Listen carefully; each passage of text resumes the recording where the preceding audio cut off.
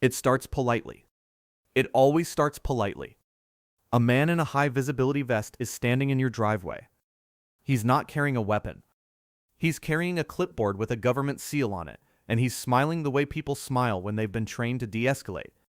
Behind him, there are two more vehicles. One of them has a county logo on the door. The other one doesn't have any markings at all. He explains that the regional hospital's backup power system is failing. He explains that the fuel you've been storing, legally, carefully, over months, is needed for the public good. He explains that there is a form, and that signing it is the right thing to do. And because you are a decent human being who doesn't want to be the person who let the hospital go dark, you sign it. You didn't get robbed. You got processed. Here is the reality that most emergency preparedness content will never say out loud. During a declared crisis, the government doesn't need to kick in your door. It has paperwork. It has legal authority that most citizens have never read, granted under statutes that were passed quietly and updated regularly.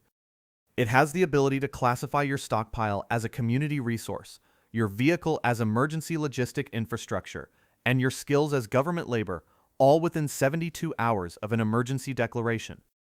But what if I told you that the most prepared people in history weren't the ones with the biggest caches? They were the ones who understood what was coming and made themselves invisible to it before the declaration was ever signed. Today we are covering the first 13 things the government will seize during a crisis, the exact legal mechanisms they'll use to do it, and how to make sure that when the clipboard army arrives, they find exactly what you want them to find. This isn't fear-mongering. Every single item on this list has a documented precedent. This has happened in modern America. Some of it happened within your lifetime.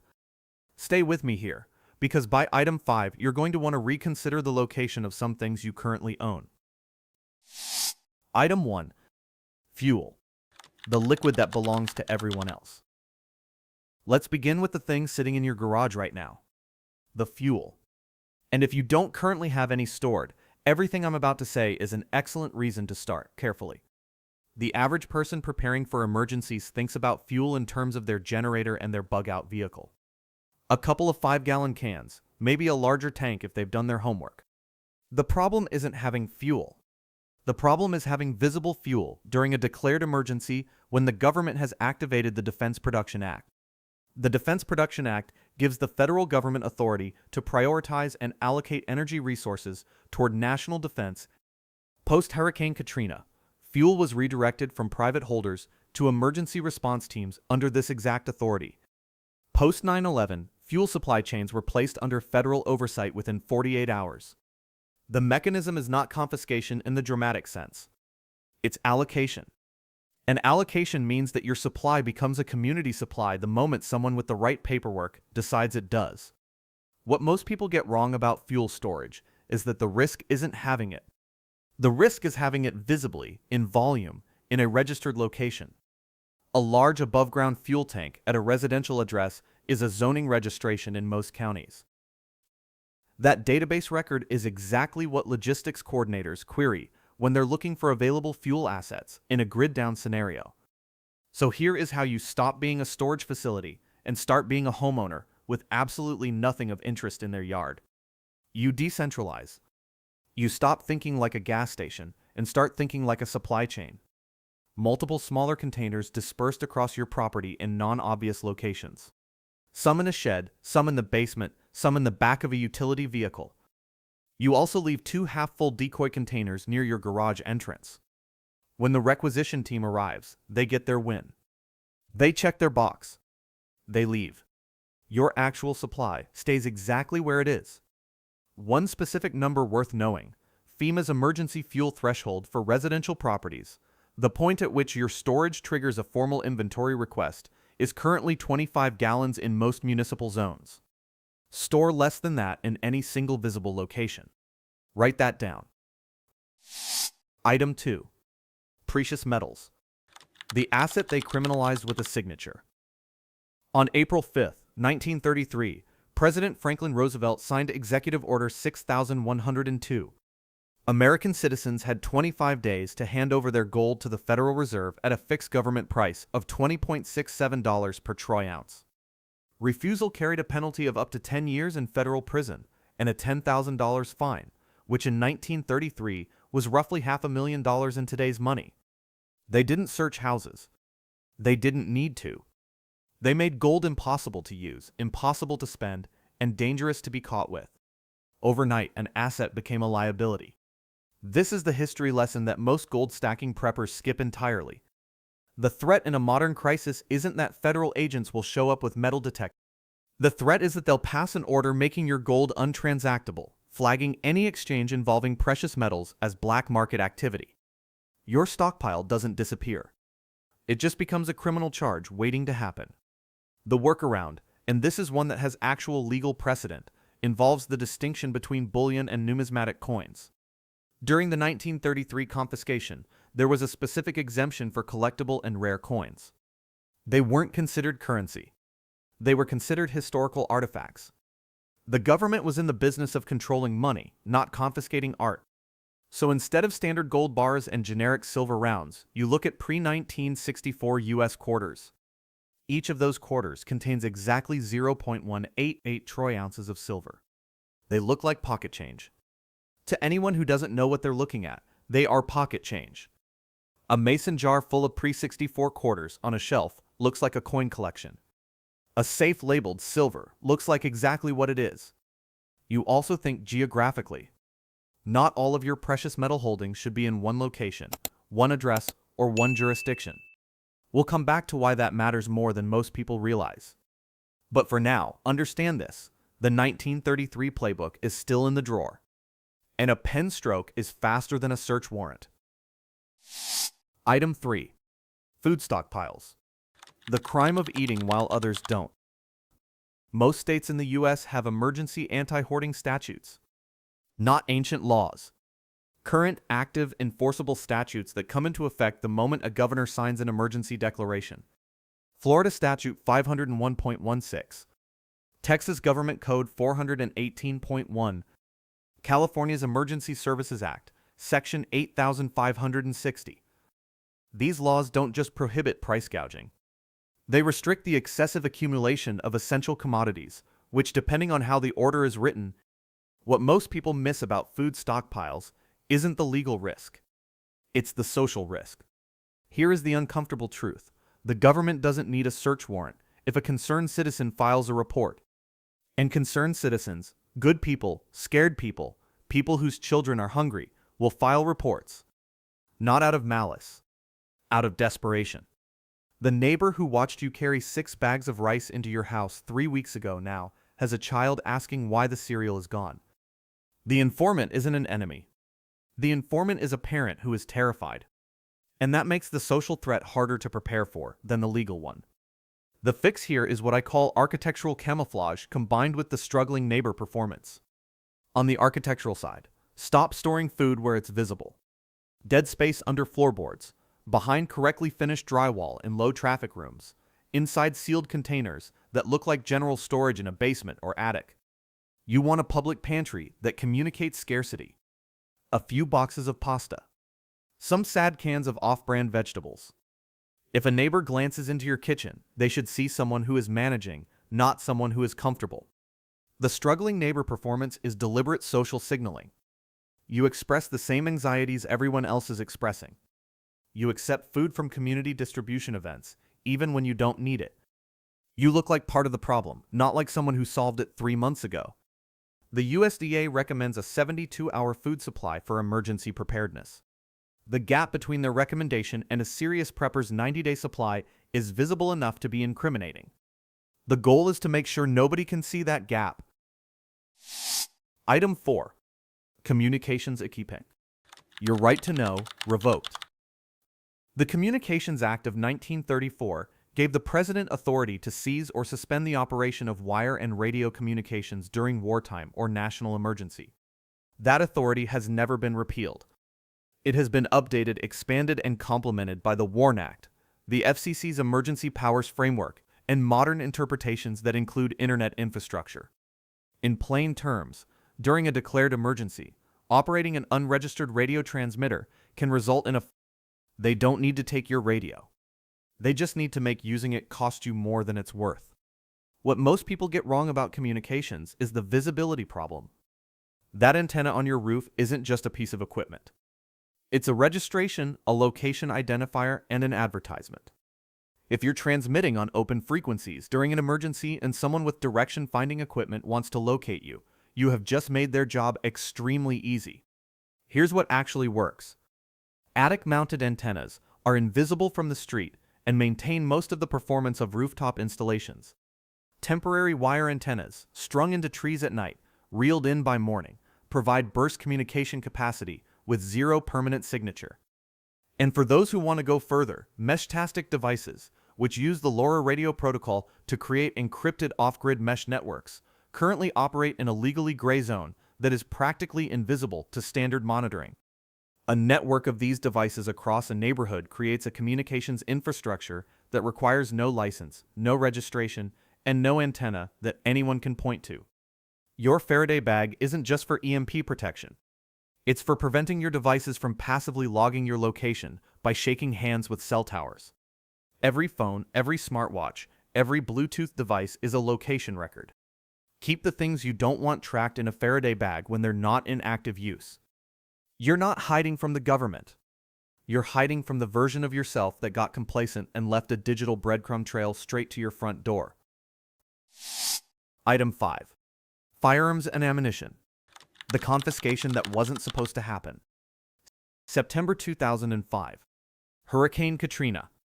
The city of New Orleans is flooded, the National Guard is stretched thin, and the New Orleans Police Department begins a door-to-door operation. No warrants. No criminal charges. No probable cause beyond the declaration of a state of emergency. Officers entered homes and confiscated legally owned firearms from law-abiding citizens. A federal court eventually ruled this unconstitutional. The NRA and Second Amendment Foundation sued. Some owners recovered their weapons. Many did not. And the critical detail that gets lost in the argument about constitutionality is this: during the weeks when the confiscation was happening, the Second Amendment was a legal argument you could make later, if you survived, if you had documentation, if you could identify where your property had gone. The Second Amendment is not a physical shield. It is a legal claim you pursue after the fact. 8 U.S. states currently have emergency statutes that include provisions for firearm restriction, surrender, or confiscation. The specifics vary. Some require compensation, some don't. Some are limited to specific geographic zones. But the authority exists, and it has been exercised within recent memory. What most people get wrong is treating their firearms as a monolithic asset in one location. The split cache strategy is non-negotiable. No responsible prepper should have all of their defensive capacity in one address, one safe, one room. If the requisition team arrives at your front door, what do they find? Something. Something that satisfies the paperwork. But not everything. The post-Katrina confiscation affected an estimated 1,000 plus legally owned firearms. Most owners had no documentation sufficient to prove ownership and recover their property. The documentation problem is a separate category of preparedness that most people completely ignore. If the government can take what the Constitution explicitly protects, the items that follow this one should concern you significantly more. Item 6. Water and purification supplies. The resource they'll call public infrastructure. In 2021, 9 U.S. states had laws that restricted or required permitting for rainwater collection on private property. The legal reasoning is that surface water and precipitation is a public resource, and that private collection disrupts downstream water rights. Your rain barrel isn't just a container. In some jurisdictions, it's a regulatory violation. Scale that logic to a declared emergency. FEMA classifies water purification capacity as critical infrastructure during prolonged crisis scenarios. A residential installation capable of purifying hundreds of gallons per day isn't just a household asset, it's a public health resource that can be requisitioned under the Stafford Act. Here's what most preppers miss entirely: the distinction between water storage and water treatment capacity. A tank of water sitting in your basement is relatively low profile. A Berkey filter, a UV purification system, a reverse osmosis unit. These are treatment infrastructure. They have model numbers. They have purchase records. And during a public health emergency, they can be classified as medical equipment and requisitioned accordingly. The practical solution here is underground dispersal. Water weight makes above-ground storage structurally visible and physically obvious. Below-grade storage, food-grade polyethylene tanks, set in concrete below the frost line, is invisible from outside your property, temperature stable, and not queryable from a residential assessment. For purification, the less visible the better. Gravity filters that look like kitchen appliances, portable units kept in non-obvious storage. And keep in mind, during a water crisis, your ability to produce clean water isn't just valuable to you. To a community in crisis, it is the most valuable asset on the block. The neighbors who don't know you have it are your best security. Now, I mentioned item 8 is the one most preppers refuse to believe is even legal. I will show you the exact federal authority it operates under. But first, item 7. Item 7. Vehicles and transportation. Your bug-out vehicle isn't yours in a crisis. During World War II, the United States government commandeered over 450,000 civilian vehicles, boats, aircraft, and draft animals for the war effort. Owners received compensation at government-set prices below market value, whether they agreed or not. This was not considered theft. It was considered national necessity. The Defense Production Act's Vehicle Requisition Authority has never been repealed.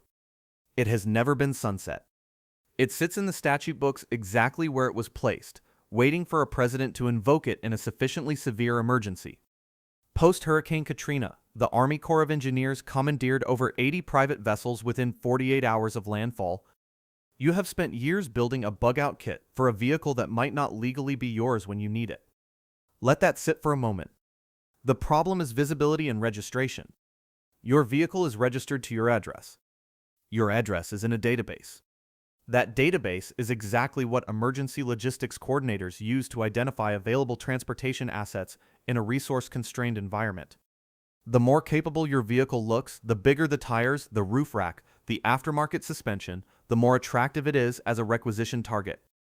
The working clunker strategy addresses this directly. Your visible driveway parked vehicle should look unreliable. Faded paint. Modest appearance. Nothing that says capable of carrying 800 pounds of gear over rough terrain. Your actual bug-out asset, if you have one, should be either registered under a different name, a business entity, a family member in a different jurisdiction, or stored at a location not associated with your prima RI address. The 80-vessel Katrina commandeering happened in 48 hours. Your planning horizon for transportation concealment needs to happen before the emergency is declared, not after. Item 8. Your skills and labor. The asset you cannot leave in a cache. This is the one nobody wants to talk about, because accepting it requires admitting that you are in a very literal legal sense. Section 708 of the Defense Production Act, the provision that survived the 2019 Executive Order Update, grants authority for the allocation of human resources, including the ability to direct civilian labor toward national defense priorities. This is not a conspiracy theory. It is a federal statute with a section number, a congressional history, and a record of invocation. During the COVID-19 pandemic, 27 states activated emergency labor provisions that required licensed healthcare workers to report for duty, restricted their ability to resign, and in some cases, prohibited them from leaving the state. If you held a nursing license in one of those states, your license was a leash. What most preppers get wrong about skills is that they think skills make them more sovereign. In reality, documented, licensed, registered skills make you more visible to exactly the systems that would requisition you. Your plumber's license is a state database record. Your ham radio operator's license is an FCC database record. Your first aid and CPR certifications, your medical training, your commercial driver's license, every credential that makes you more capable is also a searchable entry in a government database that can be queried during an emergency allocation process. This is the expanded version of the gray man principle. It isn't just about not talking about your preparations on social media. It's about understanding which of your official legal records increase your risk profile. The practical application isn't to not have skills, it's to practice strategic incompetence on paper. Be highly capable within your tribe. Be thoroughly forgettable in every database that an emergency coordinator might search at 2 a.m. during a resource allocation sprint. The skills you carry in your body, internalized and unlicensed, are the only skills that cannot be requisitioned. Item 9. Medications and medical supplies. The pharmacy in your basement. In March 2020, the state of Arizona issued an emergency order restricting the prescribing and dispensing of hydroxychloroquine for COVID-19 treatment without documented need. Nevada and New York followed within weeks. The stated rationale was preventing stockpiling that would deprive high-need patients of the medication. The mechanism matters more than the specific drug. What those orders demonstrated is that state governments, under emergency authority granted by the Stafford Act and state emergency management statutes, can restrict your ability to acquire, possess, and use specific medications during declared emergencies, based not on what you've done, but on what I've projected you might do with your supply. What most preppers get wrong about medication stockpiles is focusing on the inventory problem. How do I acquire enough, rather than the exposure problem? The moment you attempt to refill a prescription for a controlled or regulated medication during a declared emergency, you create a transaction record. That record, combined with your existing fill history, can trigger a stockpiling flag in pharmacy management systems. The dispersal strategy applies here in a specific way. Multiple pharmacies across jurisdictions, if possible across state lines, reduce the concentration of any single purchase history. Telehealth services in different states provide additional access channels.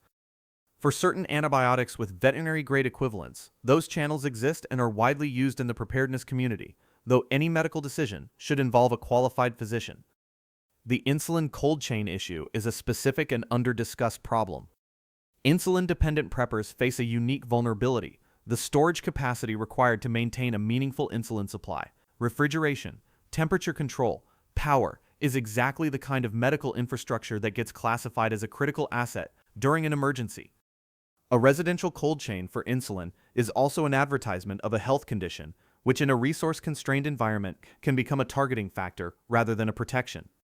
Solve the concealment problem before you solve the supply problem. Item 10. Generators and power production. The grid they'll plug you into. A generator running in a dark neighborhood isn't independence. It's an announcement. The sound of a generator carries. The thermal signature of a running generator is visible on infrared equipment that is now standard on emergency response vehicles. And in a neighborhood where everyone else is in the dark, the house with power is not the house that disappears into the crowd. It is the house that gets visited. FEMA's Critical Infrastructure Protection Framework classifies residential power generation above certain capacity thresholds as grid-adjacent infrastructure during prolonged grid-down scenarios. The specific mechanism is forced grid tie. During a declared energy emergency, a government authority can legally require you to connect your generation capacity. Your generator becomes a community resource. This provision exists in several state emergency energy statutes and has not been widely publicized or discussed in preparedness communities. The prepper who has a 10-kilowatt standby generator and a 500-gallon propane tank has just created two separate requisition targets that are visible from the road, registered with the county, and extremely attractive during a prolonged grid failure. The solution isn't to have no power. It's to have invisible power. Small, quiet inverter generators that run inside a shed with baffling solar arrays that look like standard residential installations, feeding into concealed battery banks rather than the obvious rooftop setup that gets documented in every building permit.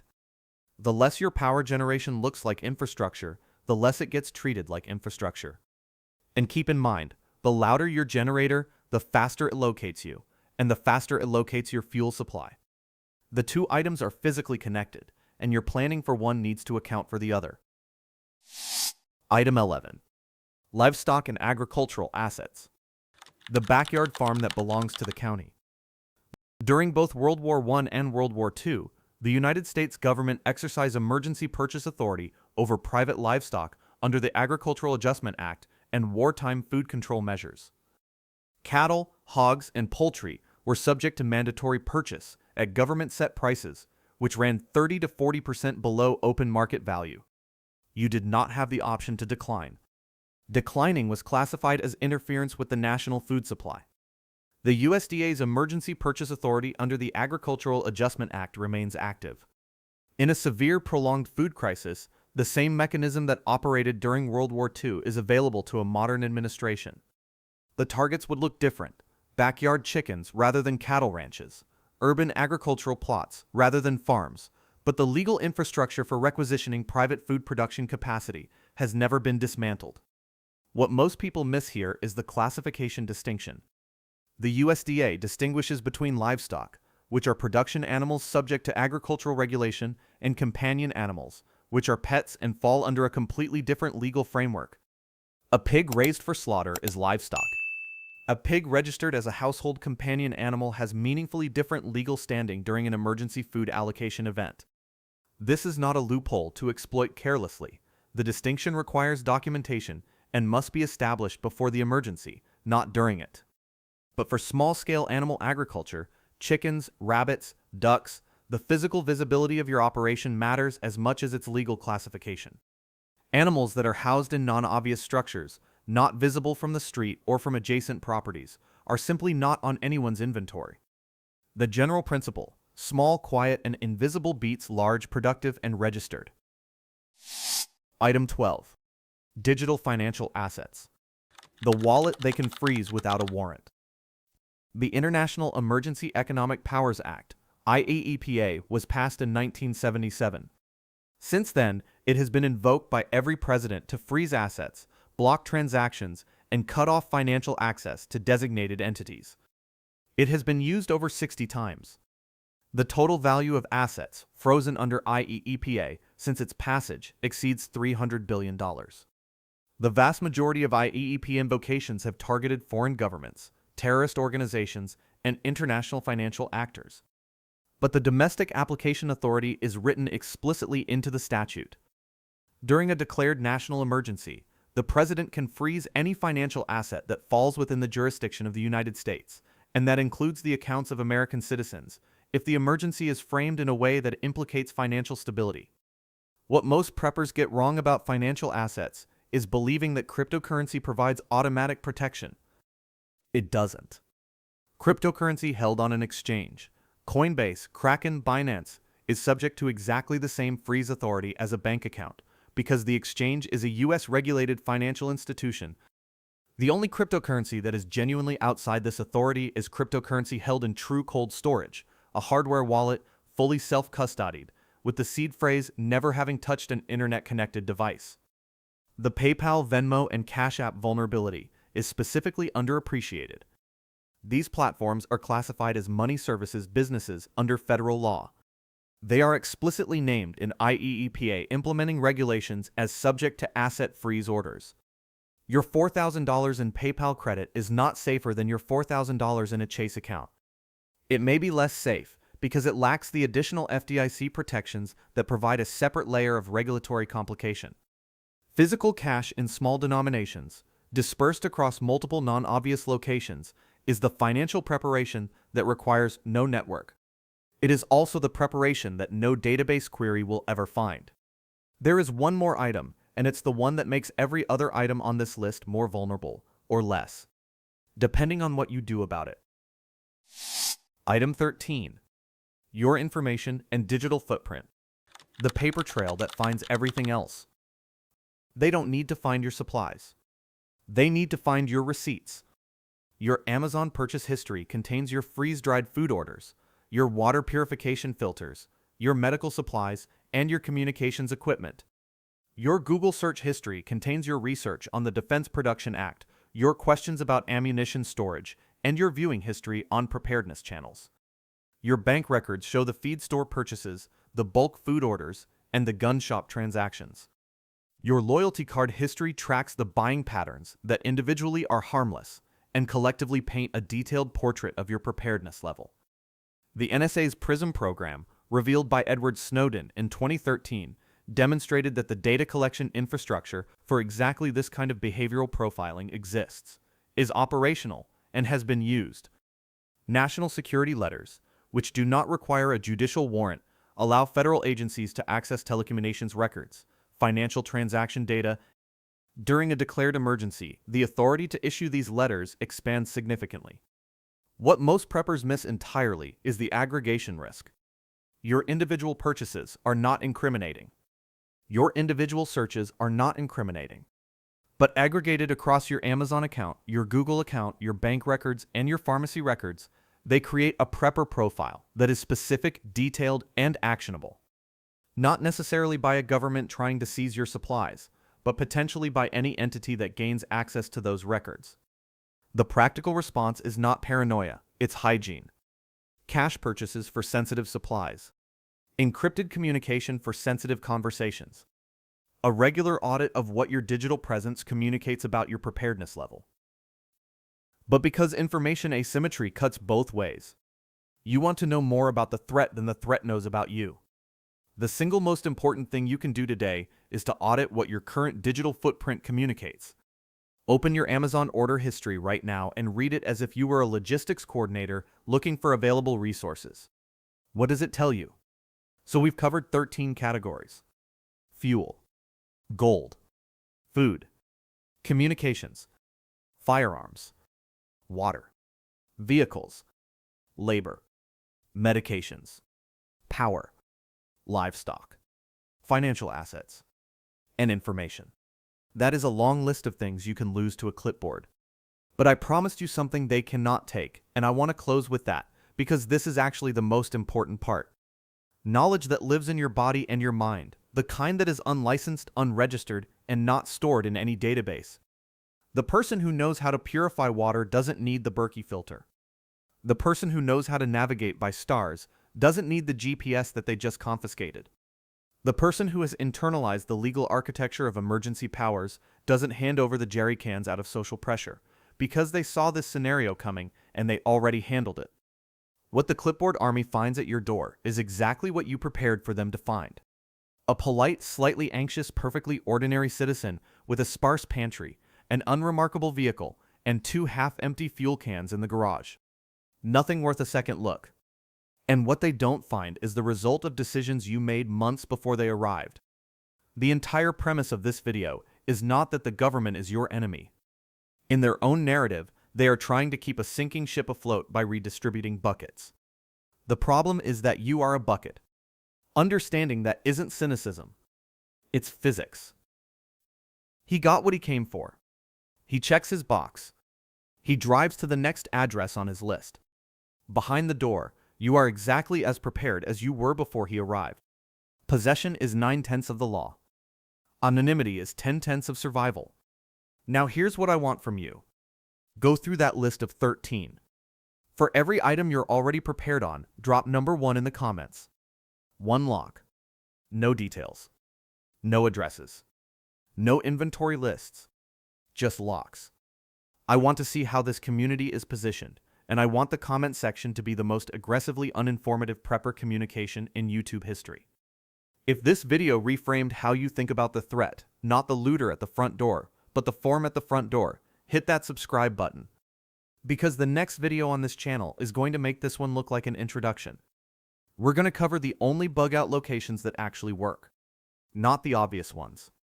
Not the ones that everyone else is going to. Because the place everyone goes is exactly where you don't want to be when 400 desperate people arrive with the same idea.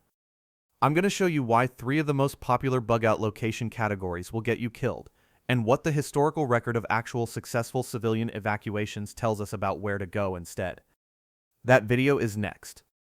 And if you've made it to the end of this one, you're exactly the kind of person who needs to see it. Stay invisible out there.